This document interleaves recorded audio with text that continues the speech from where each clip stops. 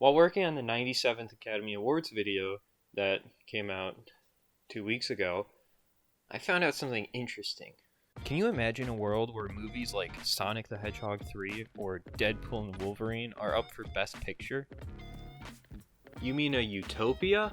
I will say though, we do have Black Panther nominated for Best Picture back in the 2019 ceremony. But what about something like, I don't know.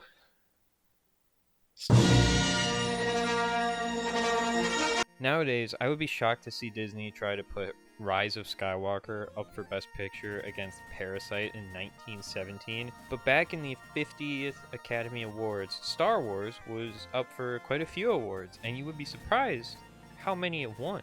We all know the history of Star Wars. Hopefully you do.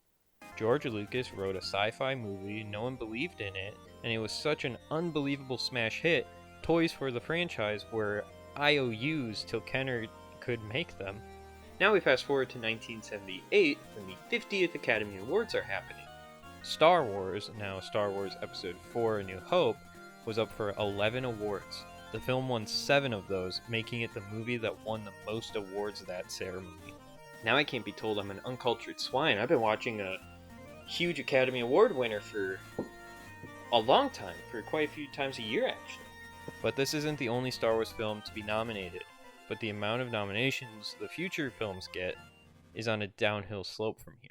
The Empire Strikes Back, the second Star Wars film released and the fifth in the timeline, released in 1980, was in the 53rd Academy Awards in 1981 and was up for 4 awards that night and won 2 awards. Not being up for Best Picture is criminal, but that's my opinion. Return of the Jedi was at least nominated 5 times, but even with 1 more nomination than Empire, it only walked away with the Special Achievement Award for visual effects.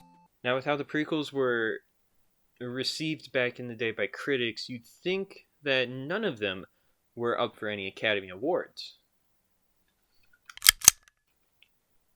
Do you bet your life on it? The Phantom Menace, the first film in the timeline and the 4th movie made for the Star Wars franchise, was in the 72nd Academy Awards, the first time Star Wars was in the Oscars in 16 years. It was nominated for 3 awards and unfortunately lost all 3 awards. Okay, maybe you guys are half right. My bad for overreacting. My apologies. Attack of the Clones was nominated for the Academy Award for Visual Effects in the 75th Academy Awards in 2003, but lost to The Lord of the Rings: The Two Towers, understandably. What was my favorite Star Wars prequel nominated for, Justin? I'm glad you asked, Hand Puppet and the rest of you watching. Revenge of the Sith was nominated for Best Makeup. Go on. But in the 78th Academy Awards in 2006, the winner was not Revenge of the Sith, and instead was The Chronicles of Narnia, The Lion, the Witch, and the Wardrobe. Okay, to their argument, I did not know that was James McAvoy until my adult years, so understandable. The Clone Wars, the animated movie by Dave Filoni that introduced us to Ahsoka Tano and kicked off the Clone Wars TV series, was nominated in the 83rd Academy Award. I'm sorry. Nothing against Filoni or the movie. There was just no fucking way that was going to get nominated. So Revenge of the Sith was the final time Star Wars would enter the Academy Awards.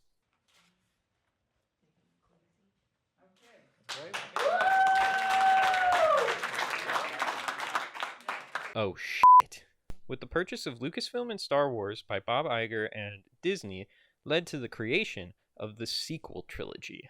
We'll talk about opinions on the sequel trilogy in a later video, but for now, the Oscar wins. The Force Awakens, the first live-action Star Wars movie since Revenge of the Sith, was nominated for 5 awards in the 88th Academy Awards.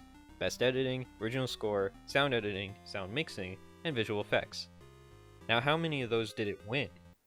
Oh shit. Now, unlike when George was making the original 6, Disney wanted money. So, almost like clockwork, you would see Star Wars in the Oscars from 2016 to 2020. With the 89th Academy Awards having Rogue One, a Star Wars story with 2 nominations in sound mixing and visual effects, again zilch. The 90th Academy Awards had Last Jedi receive 4 nominations. You son of a bitch. Luckily for me and the world, it lost all 4 categories: VFX, mixing, sound editing, and original score. You know, I'm starting to notice a pattern. The 91st Academy Awards had Solo nominated only for visual effects, and it lost. The 92nd Academy Awards in 2020, just before the home times, would have The Rise of Skywalker nominated for Best Original Score, Sound Editing, and Visual Effects, losing all the awards. And that would be the legacy of Star Wars in the Academy Awards, from sweeping the first time it was in the Academy Awards to not winning a single category. The 92nd Academy Awards has been, at the time of writing, the last time Star Wars has been there. Since starting The Mandalorian, Lucasfilms has done 14 projects in the galaxy far, far away, none of them being a movie. It's kind of weird looking back and seeing that the last Star Wars film came out before the pandemic of 2020, making it 5 years in December 2025 that Star Wars was on the big screen with a new movie. But we do have confirmation that a few movies are in the works, with The Mandalorian and Grogu coming out in May 2026. So maybe we'll see The Mandalorian up for a couple Oscars in 2027. I mean, it probably wouldn't win anything though. Have you seen its current track record?